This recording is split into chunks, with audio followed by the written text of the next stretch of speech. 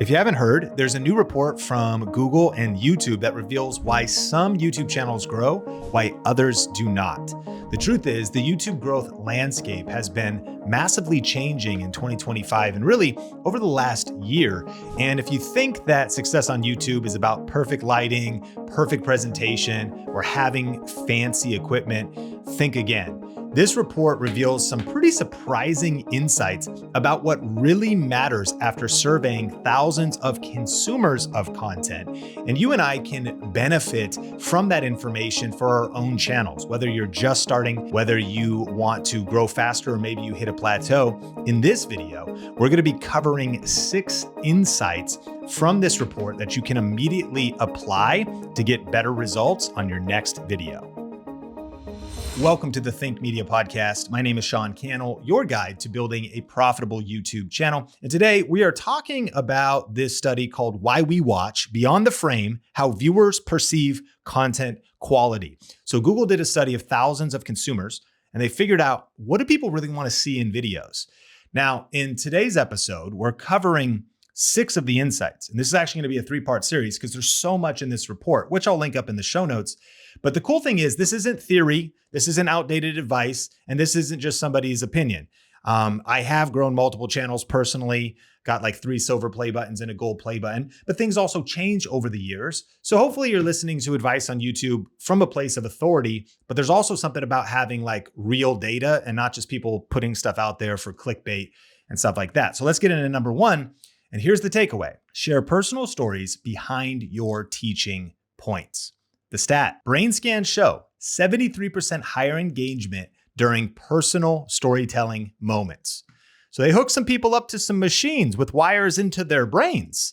And when watching a video, there's something about the information, the facts, the details. But when we click into story mode, 73% higher engagement if you weave in a story. Now, storytelling itself is an art form. You don't want to take 2 hours to tell a life story to illustrate one point, right? So kind of figuring out how to tie it in. But this reminds me of a famous quote that says, "Facts tell, but stories sell." And in business, I think that's important to know. The stories they illustrate things, right? They bring life to it, and our brains are wired for stories. So sometimes if it's too monotonous, if it's too monotonous, how many different ways can you say that word? If it's too droning on, it's just all information. You gotta liven it up with some personal stories. And the insight is that viewers connect more deeply with content that includes real experiences rather than just information.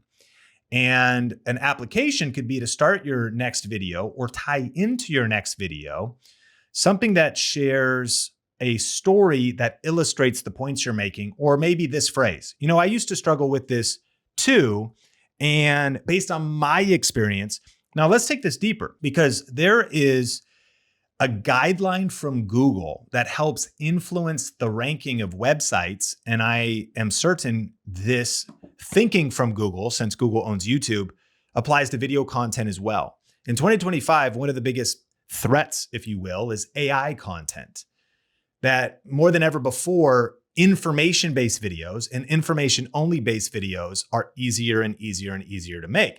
And people can also just regurgitate information because they go to ChatGPT and just get a checklist of things to say in a video. Well, this Google guidelines called EEAT really reinforces this first point, and really serious content creators and entrepreneurs doing video need to know this. Here's what it stands for.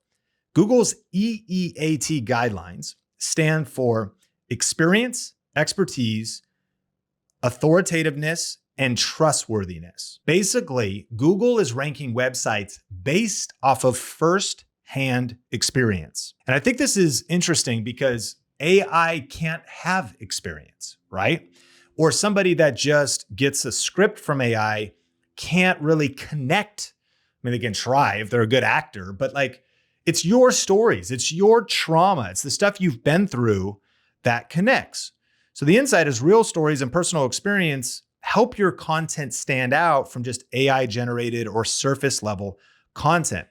Really, I think in 2025, we're going to see a couple trends.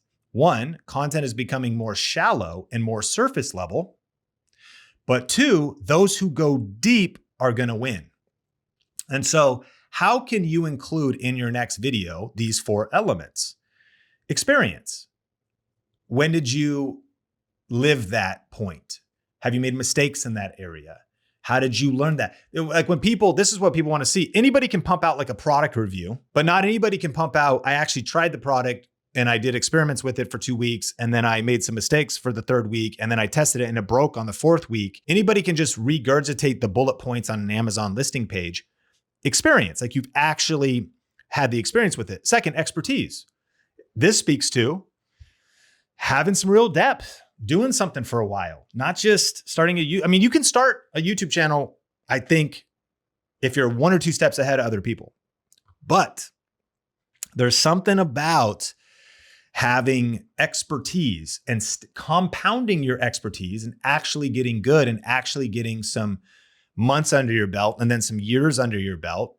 Authoritativeness. How can you include authoritativeness in your video? And this might be just letting people know, earlier on, I said I've got a couple silver play buttons and a gold play button. So you just might say, okay, out of all the people I could follow and listen to, if Sean has some experience, been doing video, I think for 22 years now. I started video for my church in 2003. So 22 years ago, that's a little bit of experience, some expertise in that, some authority because I've got some results and some silver play buttons or whatever, and then trustworthiness. And this is going to speak to, of course, the quality of the information you present, if it gets results for people or not, or if it works, if it's funny or if it's educational and they apply it and it generates results for people. But then trustworthiness over time as well. So I think this number 1 point is not just backed up by the study, but we're seeing Google weight this point.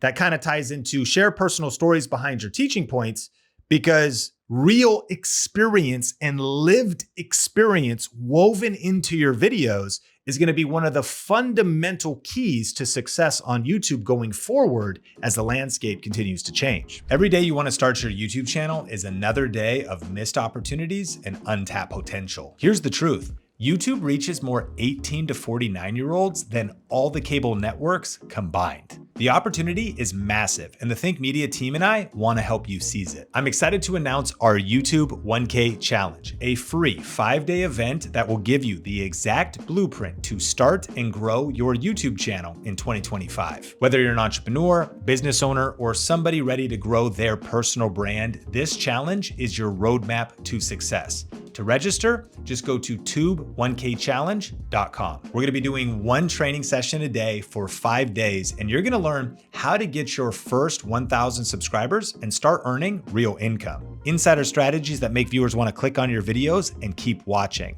Multiple different ways to earn money from your YouTube channel, even if you have a small audience, and how to build an authentic personal brand that truly connects with people. But it gets even better. We are giving away prizes every single day of the challenge. You could win professional microphones, lighting kits, and premium content creation software. And during this challenge, you're getting access to the exact training that we offer in our $4,000 coaching program, but you're getting it completely for free, and you can start with just your smartphone. So if you're ready to turn 2025 into your YouTube breakthrough year, go to tube1kchallenge.com to register. That's tube1kchallenge.com, or click the link in the show notes or YouTube description to register for our upcoming challenge. Number 2, show your learning process instead of just the results. So here's the stat. 74% of viewers trust creators who demonstrate how they gained their knowledge. The insight is showing how you learned something builds more credibility than simply stating the facts.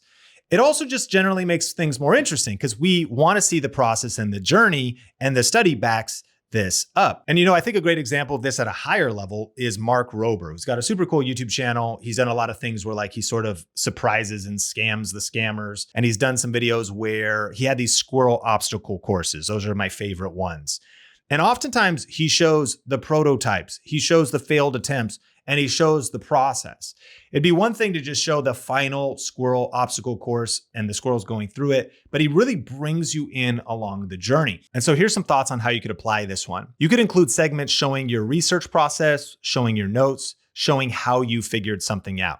Again, if maybe you had a fitness channel, it's kind of a good example. There's something about seeing the journey and the transformation and the process and the failure along the way as you document the journey and show the ups and downs, as opposed to just, yeah, I did the workouts and here's the final result. People are like, okay, cool. But like, show me the ups and downs, the pain, the good and the bad. Show me the failed attempts and the prototypes and the things that you learned. Bottom line is that viewers trust creators who demonstrate how they gain their knowledge, not just showing off the knowledge that they gained. All right, next insight. Create multi-part content that rewards regular viewers. Here's the stat. Series viewers show 14% higher engagement than random video watchers. The insight is connected content builds stronger viewer loyalty than standalone videos. So ask yourself this question, not just what video should I make next, but what series should I make next? There are a lot of creators out there that understand the power of not just creating standalone videos, but creating series. I think of Matt Diavella. He usually will, take a topic and go pretty deep in it, sometimes not just doing kind of a mini documentary, but extending it over a multi-part series, which leaves you hanging and wanting more. My attempt to apply this point was realizing how many insights are in this report that are directly applicable to your next video. So I thought, rather than share all 15 in one episode, how about I do about 5 per episode? And that's what we're doing here. So subscribe for the rest of the episodes in this very series, trying to practice what I'm learning from the report. Next, be real about your mistakes and your learning moments. Here's the stat. Brain scans show 63% stronger viewer connection during moments of vulnerability. Here's the insight. Sharing struggles builds more trust than only showing successes. And so you can see that some of these are stacking, but I think there's some nuance to this. The key word here being vulnerability. I heard it said once that people need to hear about your struggle before they connect with your success. And in a lot of the entrepreneurs that I've coached, I've found that they struggle with this one. I think the myth is, people want to know that I overcame the problem. They want to know that I solved it. Look at me now. I'm successful now. And I'm kind of, it's not like they're doing it from a prideful or arrogant place, but they are kind of doing it from a powerful place, thinking like that's what's going to connect with people.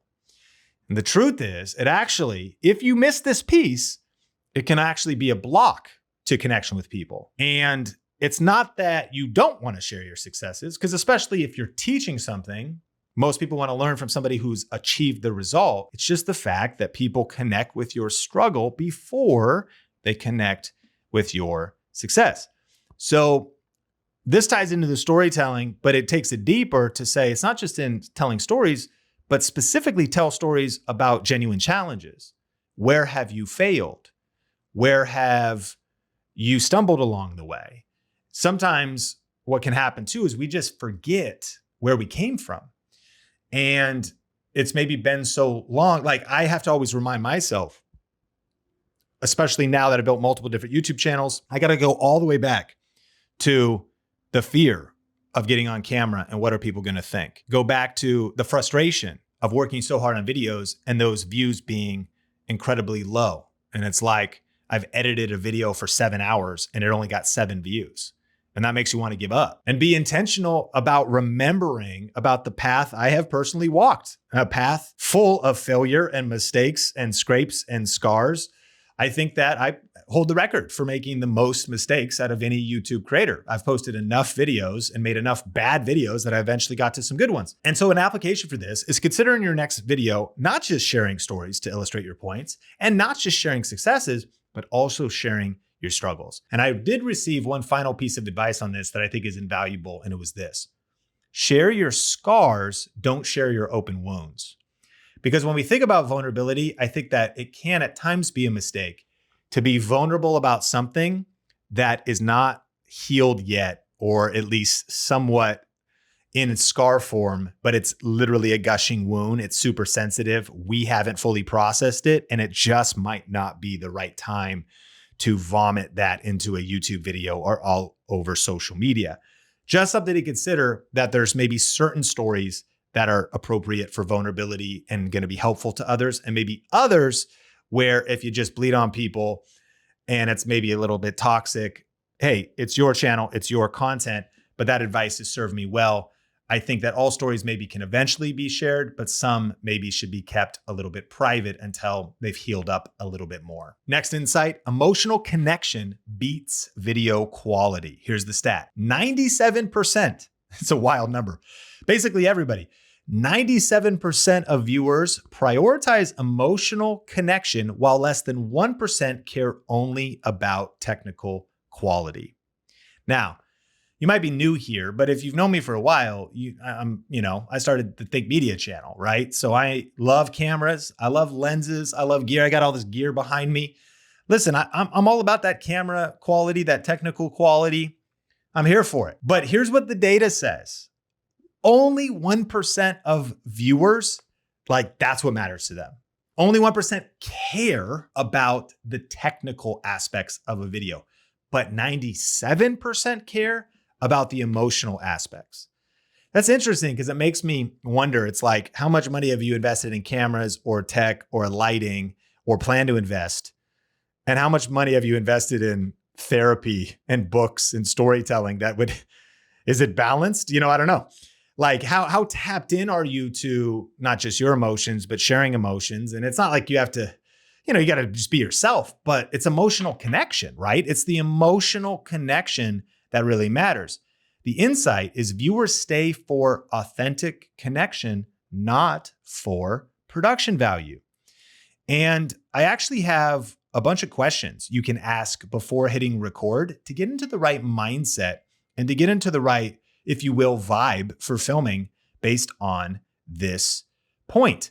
Because developing your message more, developing your content more, and even emotional hooks is going to be better than tweaking the technical details. So here's 5 questions to ask before you hit record. Number 1, what's the core emotion I want viewers to feel when watching this video? Is it inspiration, laughter, curiosity, comfort, a sense of community? Number 2, how does my experience connect to the viewers? Even if your topic is technical, find the human element. And that is that phrase we talked about, I used to struggle with this too, is a powerful starting point. I think back, I remember when I was starting and some of the emotions I felt and some of the overwhelm I felt. You also can share your why. Why does this matter to you? Not just what are the facts and the details, but the why behind it. Why are you passionate about this? Why do you care? Number 3, where can I inject vulnerability? This doesn't mean oversharing, but being genuine about your challenges. Did you make mistakes learning this? Did you have doubts? This builds trust and shows you're not the perfect expert. Number 4, how can I make this feel more like a conversation? So even though YouTube videos are solo, there's things you could do that better pull viewers in that can lead to that vulnerability and connection. You can use language like we. You can ask questions. And obviously that person's not there to respond, except maybe you're watching the YouTube version and they can reply in the comments, which is really cool about the fact that YouTube is a two-way conversation. But you might anticipate thoughts and what you might be thinking next. And you're like, that is what I'm thinking. And so it's kind of an art form and a skill to develop, but imagine you're explaining it to a friend. And I think it's just something to practice, but I do know that some creators have kind of a preachy tone to it, or it doesn't feel like I'm being included in the conversation, versus others kind of have this two-way conversation going. And so something to consider. Number 5, what's the takeaway beyond the information? So when you're planning your video, ask this question: how will this video leave the viewer feeling empowered? Is it a new skill? Is it a shift in mindset? Is it a sense of belonging? What do you want the viewer to feel, especially once the video completes? This is the so what that makes them care. Being thoughtful that this is leading to something, that there is a aha moment. There's a so what to this. And there's an interesting concept called the epiphany bridge. And it's actually thinking about when crafting content that there's a problem or an obstacle, and then there is a story. And the point of the story is to have a moral of the story that leads to an epiphany. And then as a result, the story helps someone overcome a limiting belief, overcome that obstacle, and arrive at a new destination. I hope that you experienced that multiple times on this podcast. That it's maybe I thought it was too late to start YouTube. And then I'll share with you a story about creators that are starting in the last 6 months and they are starting new channels and having success. And that might be an epiphany that like, it's not too late to start YouTube. And so there's an aha moment, there's a takeaway or the new stats that are happening. So you're just structuring your video. Number 5, what's the takeaway behind this information? And how am I going to get people there with a lot of the tools we've been learning in this entire video? Storytelling, vulnerability. What epiphanies could I create on the journey along the way? Now, I've got one more insight to share with you, but I did want to give you a heads up that if you have not heard, our next free 5-day YouTube challenge is coming up soon, or it might already be happening right now. And you can check it out at tube1kchallenge.com. Whether you jump in partway through or whether you just register for the waiting list for the next one, our free YouTube challenges are incredible. People love them. It's all about how to get your first or next 1,000 subscribers.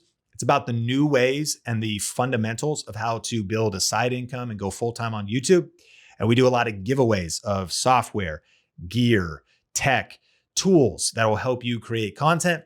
And every single day we learn something, and every single day we have application. We are challenged to do something. The reason it's called a 5-day challenge is because it's going to be challenging you to define your niche and your topic better, or for the first time, challenging you to come up with better video ideas, structure and outline those videos, and even film a video. So whether you're already started on YouTube, but maybe you're feeling stuck, or whether you've been on the fence and you're like, now's my time, 2025 is my year, go to tube1kchallenge.com to register for free, or check out the link in the show notes and you can be a part of our next challenge. Okay, here's our bonus point.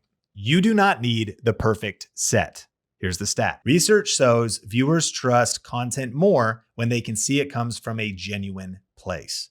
And I know a lot of people sometimes feel like, man, I got nowhere to film in my house. I have nowhere to film in my apartment. And it's always like making excuses. Like one day when I'm able to clean up that YouTube background or buy that stuff on Amazon, or one day when I get that garage studio built that I want, or one day when my kitchen or my bedroom's cleaner. Listen, press record now. Research shows people just want to see the genuine. It's okay to film if your house is messy. If you're a parent like me, I got a 2-year-old and a 4-year-old, it is perpetual chaos in my house. And so the application is film in your actual environment instead of creating the perfect backdrop. Let viewers see where you really work and create, which I think ties into the theme of this first part of the 3-part series we are doing on the What We Watch 2.0 report, which, by the way, if you want to check this out, it's totally free. I'll link to Google, AKA YouTube's report, so you can read it for yourself. And that'll be in the show notes. I'll also link to the 1K challenge if you want to register, and that'll be in the show notes as well. And hit subscribe because I'll be coming at you with more insights that you can apply to your next video in part 2 on the Think Media podcast coming up soon.